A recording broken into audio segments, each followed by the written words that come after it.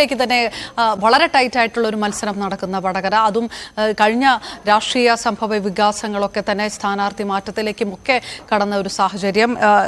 CPM മനസ്സുള്ള ഒരു കോട്ട എന്ന് പറയുക, അതേസമയം കോൺഗ്രസ് അത് നിലനിർത്തുന്ന ഒരു സാഹചര്യം കൂടെ വടകരയെ സംബന്ധിച്ചിടത്തോളം നമുക്ക് നോക്കാം. സ്ഥാനാർത്ഥികൾ ഷാഫി പറമ്പിലാണ് UDFന്റെ സ്ഥാനാർത്ഥി. K മുരളീധരൻ ആകും എന്നുള്ള പ്രചാരണത്തിന് ശേഷമാണ് ഷാഫി പറമ്പിൽ വടകരയിലോട്ട് എത്തുന്നത്. KK ശൈലജ ടീച്ചർ LDFന്റെ സ്ഥാനാർത്ഥിയാവുമ്പോൾ BJP സ്ഥാനാർത്ഥി NDAയുടെ പ്രഫുൽ കൃഷ്ണ എത്തുകയും ചെയ്തിരിക്കുന്നു. പ്രവചനാതീതമായ നിയമസഭാ മണ്ഡലങ്ങൾ വടകര, കുറ്റ്യാടി, നാദാപുരം ഒക്കെ എല്ലാ സമയത്തും ഈ മണ്ഡലത്തിന്റെ പ്രവചനാതീതമായ സ്വഭാവത്തെ നിലനിർത്തുന്ന ഒന്നുകൂടിയാണ്. അനീഷ്, ചുരുങ്ങിയ വാക്കുകളിൽ നമുക്ക് വടകര കൂടി പറഞ്ഞ് പെട്ടെന്ന് അല്ലാത്ത രീതിയിലുള്ള ഒരു മത്സരം നടക്കുന്ന മണ്ഡലം കൂടിയാണ്. എങ്കിലും ഈ രണ്ടാം ഘട്ട പ്രചാരണത്തിന്റെ പൾസ് ആർക്കൊപ്പം?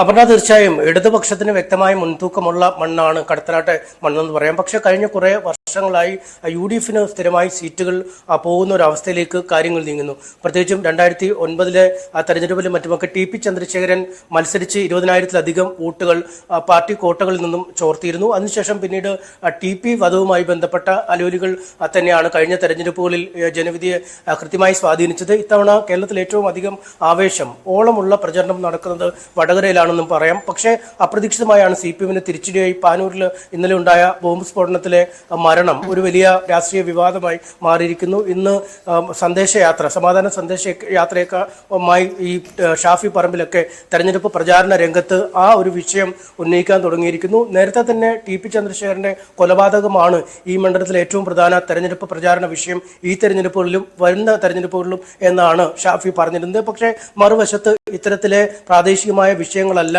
അല്ലെങ്കിൽ ഇത്തരം വിഷയങ്ങളല്ല ഈ ലോക്സഭാ തെരഞ്ഞെടുപ്പ് ചർച്ച ചെയ്യേണ്ടത്. രാജ്യത്തിന്റെ ഭാഗതയും നിർണ്ണയിക്കേണ്ട, അല്ലെങ്കിൽ രാജ്യം ആര് ഭരിക്കണം, രാജ്യത്തെ നയങ്ങൾ ഏത് തരത്തിൽ തീരുമാനിക്കണം എന്നതാണ് ഈ തെരഞ്ഞെടുപ്പ് വിഷയമെന്നാണ് ശൈലജ ടീച്ചർ അടക്കമുള്ള ആളുകൾ പറഞ്ഞത്. എന്തായാലും CPMന് മത്സരിപ്പിക്കാൻ പറ്റിയ ഏറ്റവും കരുത്തുറ്റ സ്ഥാനാർത്ഥിയാണ് ഇത്തവണ മത്സരിപ്പിച്ചിരിക്കുന്നത്. മറുവശത്ത് K മുരളീധരൻ അപ്രതീക്ഷിതമായി തൃശ്ശൂരിലേക്ക് പോയപ്പോൾ അതിനോളം പോകുന്ന ഒരു സ്ഥാനാർത്ഥിയെ തന്നെ ഇവിടെ UDFും നിശ്ചയിച്ചിരിക്കുന്നു. എന്നാൽ താരതമ്യേന ഗൗരവമുള്ള മത്സരം കാഴ്ചവെക്കാൻ BJPക്ക് ഇതുവരെ കഴിഞ്ഞിട്ടില്ല. 1 ലക്ഷം വോട്ടിലേക്ക് പോലും ഇതുവരെ എത്തിക്കാൻ BJPക്ക് കഴിയാത്ത, അല്ലെങ്കിൽ ഇന്ത്യക്ക് കഴിയാത്ത ഒരു സാഹചര്യമുള്ള മണ്ഡലവുമാണ്. എന്തായാലും പ്രവചനാതീത മത്സരമാണ് ഇപ്പോൾ നടക്കുന്നത്. ഒപ്പം നിലവിലുണ്ടായ രാഷ്ട്രീയ സംഭവവികാസങ്ങൾ ആ പ്രവചനാതീത.